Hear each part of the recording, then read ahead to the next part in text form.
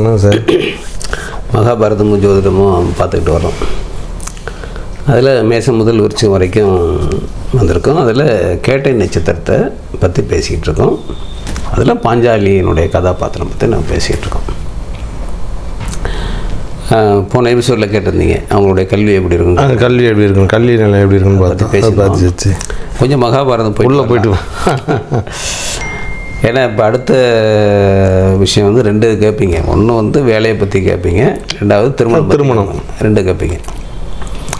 இப்போ வந்து இந்த பாஞ்சாலியினுடைய கதாபாத்திரம் வந்து எப்படி இருக்குன்னு கேட்டிங்கன்னா, இந்த மகாபாரத போரை நோக்கி போகிறதுக்கான முதல் அடித்தளமாக இருக்கிறது இந்த பாஞ்சாலியினுடைய கதாபாத்திரம் தான். அதனால் கௌரவர்களுக்கும் பாண்டவர்களுக்கும் ஒரு பிரச்சனையினுடைய மைய புள்ளியாக இந்த கதாபாத்திரம் இருக்கும். என்னென்னா சுயவரம் வச்சுருப்பார் துருபதன். இப்போ எல்லா நாட்டு மன்னர்களையும் வர வச்சுருப்பாங்க. ஹஸ்தினாபுரத்துக்கும் அழைப்பு இருக்கும். துரியோதனன், கர்ணன் அப்படின்னு நிறைய பேர் வந்திருப்பாங்க. அப்போது ஆனால் அர்ஜுனனை தான் தேர்ந்தெடுக்கணுங்கிறது துருபதனுடைய எண்ணம். அதற்காகவே இந்த போட்டியை வந்து ரொம்ப பிரமாதமாக பண்ணி வச்சுருப்பார். என்னென்னா சுழலும் மச்சேந்திரன் படத்தில் பார்த்தா ரொம்ப கன்ஃபியூஸாக இருக்குது. அடிக்க முடியாது, அது நேர்லையும் அடிக்க முடியாது. அது மேலேயே சுழண்டுக்கிட்டு இருக்கும். அது நேரில் பார்க்க கீழே இருக்க தண்ணியினுடைய பிம்பத்தை வச்சு அதை நீங்கள் அடிக்கணும் அப்படிங்கிற மாதிரி இருப்பாங்க. அதில் பயிற்சி பெற்றவங்கிறது அர்ஜுன் பயிற்சி பெற்றிருக்கான் அப்படிங்கிறது அவருக்கு தெரியும். அதனால் மட்டும்தான் அடிக்க முடியும். ஆமாம் அப்படின்னு நினச்சிட்டு அவர் பண்ணி வச்சுருக்காரு.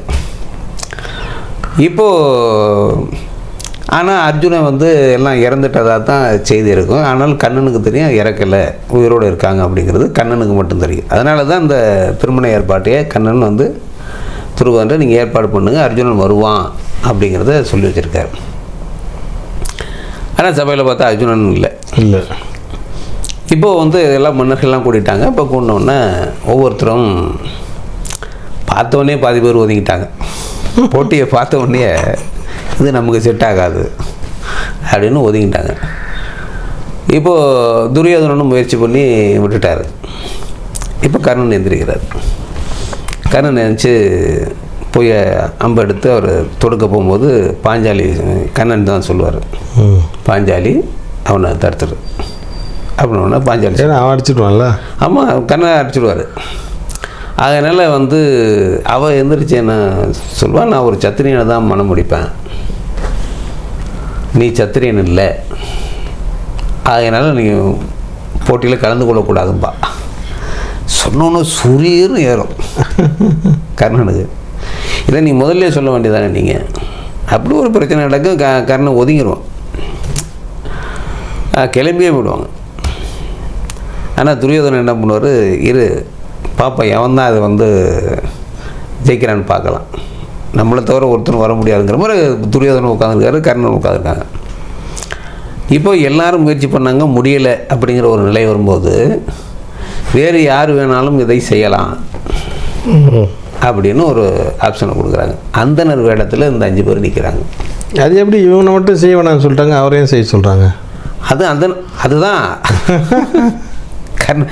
பகை வளரணும் இல்லையா, கர்ணனால் செய்ய முடியுங்கிறது அங்கே இருக்குது. ஆனால் கர்ணனை வந்து அனுமதிக்கலை. ஏன்னா இப்போ பிராமணனாலும் பிராமணனுக்கான பிறப்புக்கான அவனுடைய இது இருக்கு இல்லையா. இப்போ பிராமணனாக வந்திருக்கவங்க இந்த மாதிரி செய்வாங்கன்னு அவங்க எதிர்பார்க்கலை. சபையில் உட்காந்து ராஜாக்கள்லாம் யாரும் வந்து அந்தனன் தானே அவனுக்கு அசிரபத்தை எப்படி தெரியுங்கிற மாதிரி அவங்க வருங்க. ஆனால் அர்ஜுனை எடுத்து போட்டார். போட்ட உடனே அது அர்ஜுனன் தான்னு கண்ணனுக்கு தெரியும். சொன்ன உடனே இப்போது பிரச்சனையாகுது. இப்போ நீங்கள் கேட்டிங்களா கேள்வி, கர்ணனை மட்டும் அனுமதிக்கல, பிராமணர்களை எப்படி நீ அனுமதிக்கலாம், சத்திரியன் தானே வரும்னு சொன்னேன் அப்படின்னு சொல்லி இப்போ ரகலை நடக்குது. இதில் பீமன் வந்து எல்லாரையும் அடித்து இந்த பெண்ணை பாஞ்சாலியை கூட்டிகிட்டு போயிடுவாங்க. கூட்டிகிட்டு போய் அங்கே அம்மாக்கிட்ட வந்து நிறுத்துவாங்க. வழக்கம் போல் தர்மன் சொல்லுவார், இன்றைக்கி ஒரு பிச்சை எடுத்து வந்திருக்கோம் அப்படின்னா அவங்க திரும்பி பார்க்காமலே அம்மான்னு சொன்னால் 5 பேரும் பகிர்ந்து எடுத்துக்கன்றுவாங்க. திரும்பி பார்த்தா பாஞ்சாலி பெண்ணை கொண்டு வச்சுட்டு இப்படி பேசலாமாடா நீங்கள் அப்படின்னு கேட்டாக்க தர்மன் அதுக்கு ஒரு விளக்கம் கொடுப்பார். கண்ணனும் வந்துடுவார். கர்ணன் வந்து சொல்லுவார், தப்பு கிடையாது. பாஞ்சாலியினுடைய முன்பிறவியில் வந்து பாஞ்சாலி வந்து நான் இந்த மாதிரி 5 விதமான நபர்களை பொறுத்துட்டு இருக்கணும். பஞ்சபூதங்கள் தத்துவத்தின் அடிப்படையில் எனக்கு அந்த 5 தத்துவம் அடங்கிய ஒருத்தர் எனக்கு கணவராக வரணும்னு பாஞ்சாலி தவம் பண்ணதாக முன்கதையில் இருக்கும். அந்த 5 தத்துவத்தும் ஒரே ஆள் இருக்க முடியாது அப்படிங்கிறனால இந்த 5 உனக்கு திருமணம் பண்ணி வைக்கிறாங்க. இதுதான் நீ கேட்ட வரத்தின் மூலமாக இது ஒன்று அடைஞ்சிருக்கு, அதனால் தப்பு கிடையாது அப்படின்னோடனே வருடத்திற்கு ஒருவருடன் வாழ்வதுன்னு முடிவு. இதெல்லாம் வந்து இந்த மகாபாரத கதைக்குள்ளே இருக்கும். ரொம்ப சிக்கலான இடம் இதெல்லாம். அதுக்கு என்ன நியாயம் சொன்னாலும் நடைமுறைக்கு இன்று வரைக்கும் யாரும் இந்த மாதிரியாக செயல்பட முடியாது. அவங்க வந்து மந்திரத்தினால் உருவாக்கப்பட்ட பெண்மணி அப்படிங்கிறனால, அக்னியிலேருந்து வந்தவங்க அப்படிங்கிறனால கதைக்கு நம்ம அதை பொருத்திக்கலாம். ஆனால் அது இன்றைய நடைமுறையில் ஒத்து வராதுங்கிறது தான் எல்லோருடைய இதுவாக இருக்கும். ஆனால் செயல்பாடும் காரியங்களும் பார்த்திங்கன்னா ரொம்ப ரொம்ப பவர்ஃபுல்லான கதாபாத்திரம் பாஞ்சாலியுடைய கதாபாத்திரம். அந்த பிடிவாதம், அசாத்தியமான வேலைகளை செய்கிறது. இப்போ இந்த 5 திருமணம் செய்கிறதுங்கிறது எந்த புராணத்திலும் இதிகாசத்திலும் இல்லாத ஒருவன் 100 பெண்ணை திருமணம் செய்ததாக இருக்கும். ஆனால் ஒரு பெண் 5 திருமணம் பண்ணதாக எந்த இதிகாசத்துலையும் இது பஞ்சபூதன்றதால அது அவங்களுக்கு நம்ம பஞ்சபூத தத்துவத்தில் உடையவங்க. நீர், நிலம், நெருப்பு, காற்று, ஆகாயங்கிற தத்துவத்தில் இவங்களுடையது இருக்குது. இவங்களுக்கு அழிவுங்கிறது கிடையாது, அழிக்க முடியாது. ஏன்னா ஒவ்வொன்றும் தனித்தனி தத்துவம் உடையது. ஆகையினால்தான் இவங்க இறக்க மாட்டாங்கிற அப்படிங்கிறது ஒரு கான்செப்டாக இருக்குது. அப்போ இது மாதிரியாக வந்து உங்களுக்கு இந்த பாஞ்சாலியுடைய கதை உங்களுக்கு திருமண வாழ்க்கை எப்படி இருக்குங்கிற மாதிரியாக இப்போ விருச்சிக இலக்கணத்துக்கு வந்துடும். விருச்சிக இலக்கணத்தில் பிறந்தவங்களுக்கும் இந்த திருமண வாழ்க்கைங்கிறது ஒரு கிரிட்டிக்கலான ஒரு நிலையிலே இருக்கும். பிரச்சனைக்குரிய விதமாக திருமண வாழ்க்கை இருக்கும். நிறைய பேர் பார்க்கலாம். நானும் நேரடியாக நிறைய பேரை பார்த்துருக்கேன். திருமண வாழ்க்கைங்கிறது அவங்களுக்கு அவ்வளோ எளிதாக அமையக்கூடியதாக இல்லை. அது ஒரு பிரச்சனைக்கு இடையில் அமைகிறதாக இருக்கும். நிறைய பேர் பிரிவை சந்திக்கிறவங்களாக இருக்காங்க. மனம் விட்டு பேச முடியாத தம்பதிகளாக இருக்காங்க. அட்ஜஸ்ட்மெண்ட்டு போகக்கூடிய நிலையில் இருக்கிறாங்க.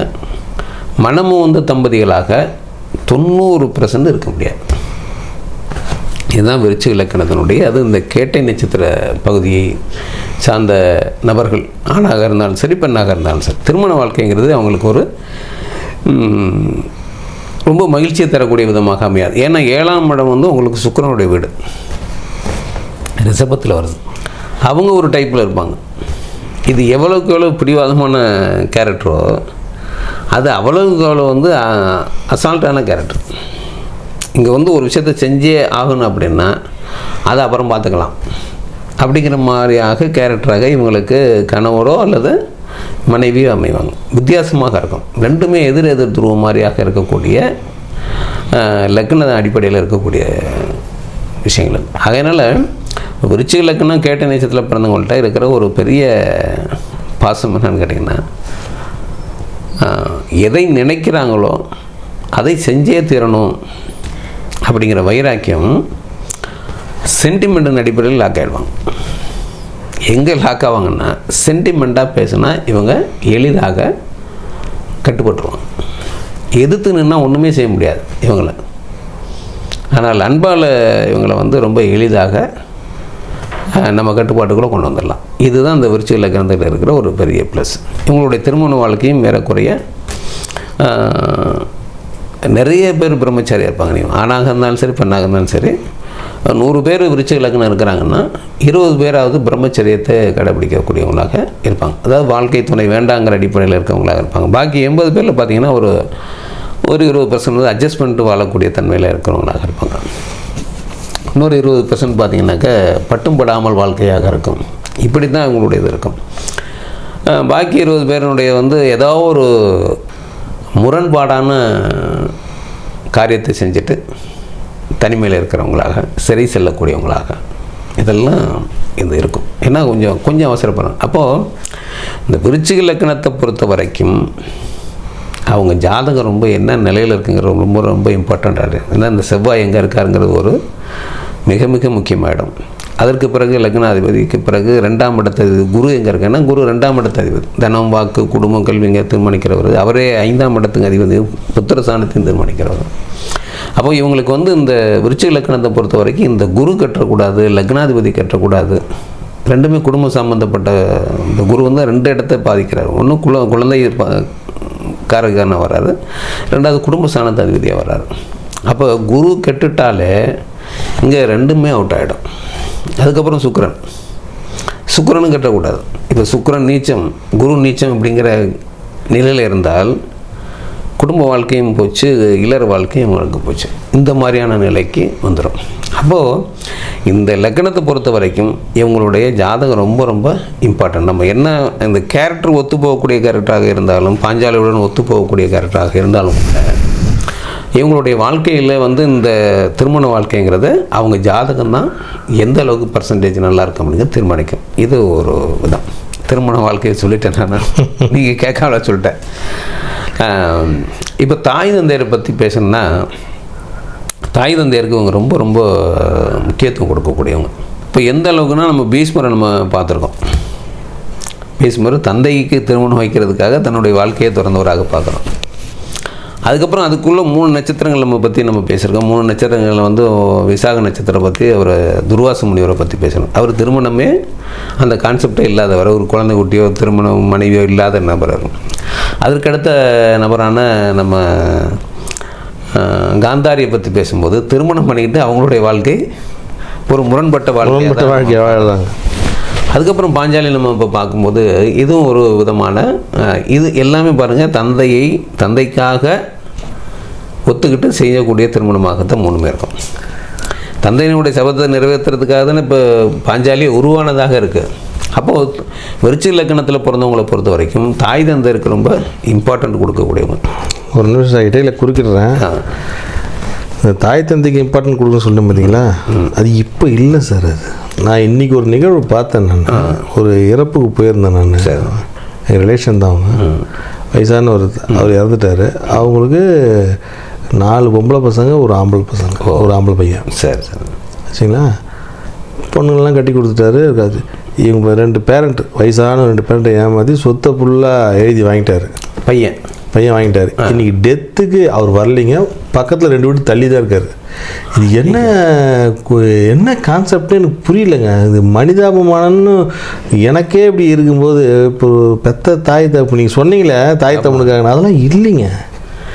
ரொம்ப சங்கடமாக போச்சு எனக்கு இன்றைக்கி. அது நிகழ்வு வந்து ரொம்ப பாதிச்சது. எவ்வளோ இருந்துட்டு போனாங்க. அப்பா வந்து இறந்து இருக்கிறாருங்க, அம்மா அழுதுட்டு இருக்கிறாங்க. அப்படி என்ன உனக்கு பண்ணிட்டாங்க? சொத்தை புள்ளானி வாங்கிட்டு போயிட்டேன். சொத்தை எழுதி வாங்கியாச்சு. இப்படி ஒரு வாழ்க்கை என்ன சார் இது? அவங்களாம் எந்த நிலைக்கு போவாங்க, எந்த கதிக்கு போவாங்கன்னு தெரியல. ரொம்ப மோசமான அனுபவங்களை பெறக்கூடியவங்க நான் நிறைய பார்த்துட்டேன். தாய் தந்தை கண்ணால் நான் அனுபவிச்சு சார் அந்த கஷ்டத்தில். அது நான் பார்க்குற உங்களுக்கே அவ்வளோ கஷ்டமாக இருக்குன்னா, அதை ஒருத்தன் நினைக்காமல் இருக்கிறான் பாருங்கள். பிள்ளையாக பிறந்து நினைக்காமல் இருக்கான்னா, எனக்கு தெரிஞ்சு நம்மளுடைய கண் முன்னாடியே அவங்களாம் ரொம்ப அவஸ்தைக்கு உள்ளாகும். நேரடியாக பார்த்துருக்கேன் வச்சுக்கேன். ஆனால் தந்தையை கூட விட்டுருங்க, தந்தை கூட ஒரு பொருட்டு கிடையாது. அதனால் தாயார் கண்கலங்கி வயிறறிஞ்சு சாபம் விட்டாங்கன்னா அந்த பிள்ளை ஒரு நாளும் வாழ்க்கையில் முன்னேற முடியாது. கடைசி காலத்தில் ஒரு அனாதையாக நிர்கதியாக நிற்கக்கூடிய நிலைமைக்கு வருவாங்க. அது கண் முன்னாடி நிறைய பேர் நம்ம பார்த்துருக்கோம். இந்த இதிகாசங்கள்லாம் வந்து என்ன சொல்ல வருதுன்னா, இப்போ நீங்கள் ஒரு தாய் தகப்பன் 10 பிள்ளைகளை வந்து வளர்க்குறாங்க. 10 பிள்ளைகளுக்கும் சாப்பாடு எல்லாமே அவங்க பண்ணி தராங்க, அவங்களுடைய உயிருக்கான பாடுபடுறாங்க. ஆனால் 10 பிள்ளைகள் ஒரு பிள்ளைய கூட இந்த தாய் தகப்பனை பார்த்துக்கல அப்படின்னு கேட்டிங்கன்னா, இந்த 10 பிள்ளைக்கும் பின்னாடி வந்து என்ன அவசியக்காலாங்கிறது தெரியாது.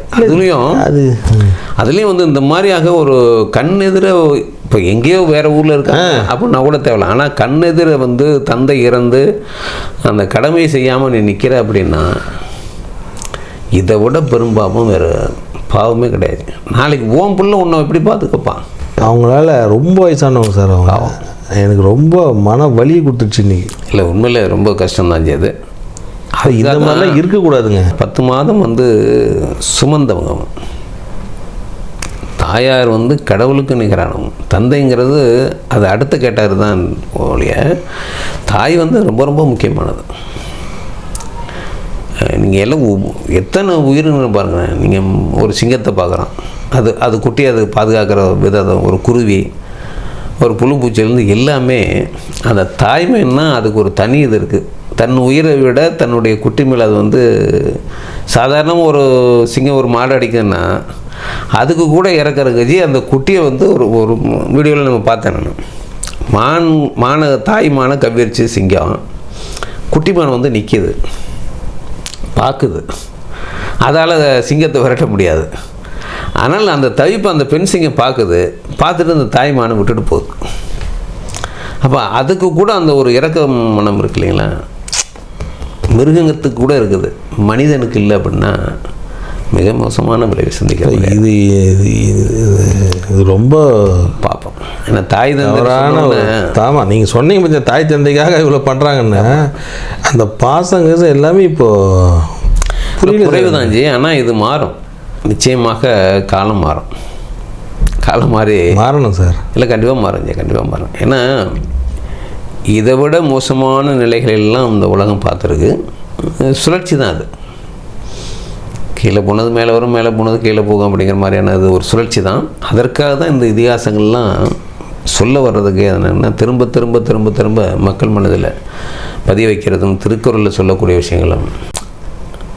ஏன்னா 2000 வருஷத்துக்கு முன்னாடியே இப்படி இருக்காங்கன்னா அப்போ மனிதர் இருந்திருக்கான். இப்படி இருக்கக்கூடாதுங்கிறத திருக்குறளை சொல்கிறாங்க, இதிகாசங்கள் சொல்கிறது.